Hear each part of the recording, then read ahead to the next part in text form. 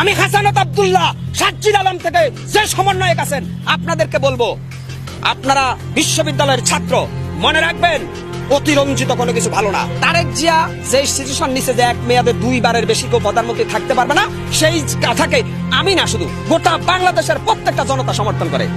এক মেয়াদে 2 সরকার যদি না থাকে তাহলে আমাদের জন্য ভালো, জনগণের কিরকম জবাবদিহিতামূলক সরকার থাকবে। কারণ শেখ হাসিনা যেভাবে 2041 পর্যন্ত চালাইতে চাইছে ওটা কি কোনো জবাবদিহিতা সরকার ছিল?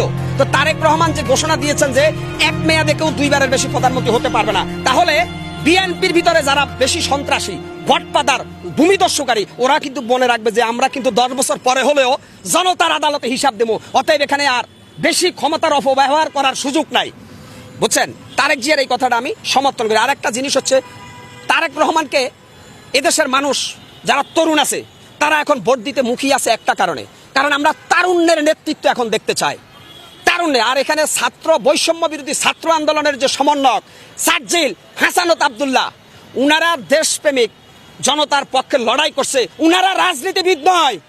আমি হাসানাত আব্দুল্লাহ সাজ্জিদ আলম থেকে যে সমন্বয়ক আছেন আপনাদেরকে বলবো, আপনারা বিশ্ববিদ্যালয়ের ছাত্র, মনে রাখবেন অতিরঞ্জিত কোনো কিছু ভালো না।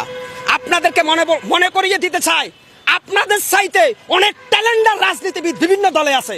অতএব আপনারা নিজেকে অনেক বড় হিসাবে উপস্থাপিত করবেন না। মনে রাখবেন আপনারা ছাত্র আন্দোলন করেছেন, জনগণের বাবা পাইছেন, কিন্তু আপনারা অতিরঞ্জিত কথা বলবেন না। বেশি অতিরঞ্জিত কথা বললে আপনারাও সময়ের সাথে সাথে বিতর্কিত হয়ে যাবেন। অতএব রাজনীতিবিদদেরকে সম্মান দিতে শিখেন। আমি বিপি নূর সাহেবকে বলবো, গণ অধিকার পরিষদের বিপি নূর, আপনিও কিন্তু ডাকসুর বিপি ছিলেন। তারেক জিয়া আর আপনি এক জিনিস না। বিপি নূর সাহেব ডাক্তার শফিকুর রহমানের আপনি এক জিনিস না, মির্জা ফখরুল আর আপনি এক জিনিস না। অতএব কথা বলতে হিসাব করে বলবেন।